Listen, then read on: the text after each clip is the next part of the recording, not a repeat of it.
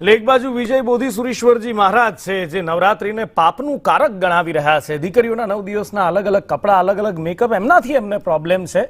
અને બીજી બાજુ સ્વામિનારાયણ સંપ્રદાયના પણ એક સંત છે, કારણ કે આપણે ભૂતકાળમાં જોયું હનુમાનજી પર વિવાદ, ભીત ચિત્રો, ચિત ચિત્રો, એ પહેલા શિવજી, એ પહેલા બ્રહ્મા, વિષ્ણુ, મહેશ, અને હવે નવરાત્રી પર ઉપર પણ અનુપમ સ્વરૂપ સ્વામીનો બફાટ સામે આવ્યો છે. અનુપમ સ્વરૂપ સ્વામી પણ નવરાત્રીને લવરાત્રી કહી રહ્યા છે અને એમને પણ દીકરીઓ જે કપડાઓ પહેરે છે એનાથી તકલીફ છે, 9 દિવસ ગરબે ઘૂમવા જાય છે એનાથી પણ તકલીફ છે. શું કહી રહ્યા છે અનુપમ સ્વરૂપ સ્વામી, હવે એ જોયું.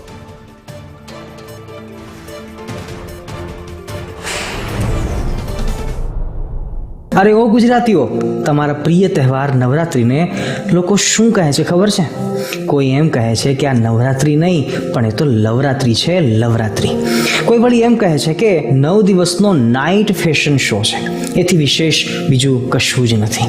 કોઈ વળી એમ કહે છે કે માતાજીની પૂજાના નહીં પણ વાસનાના પૂજારીઓની પૂજાના દિવસો આવ્યા. તો વળી કોઈ એમ કહે છે કે બાળી ભોળી દીકરીઓને બગાડવાનું જાહેર આમંત્રણ, અને પણ લીગલ નોટિસ સાથે. પરંતુ એમાં કોઈકે લખ્યું કે નવરાત્રિના કારણે પણ છૂટાછેડા થાય છે. OMG, oh my God! શું નવરાત્રિના કારણે પણ કોઈના છૂટાછેડા થતા હશે?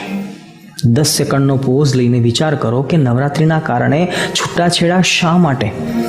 લખનારે કંઈક જોયું હશે, કંઈક વિચાર્યું હશે તો જ લખ્યું હશે ને. શું કહો છો? Is it possible? What's your opinion? જો ભાઈ, બહુ નેગેટિવમાં ઘૂસવું એ મારું કામ નથી, પણ હાલના સમયમાં આ સમજવું ખરેખર ખૂબ જ જરૂરી છે.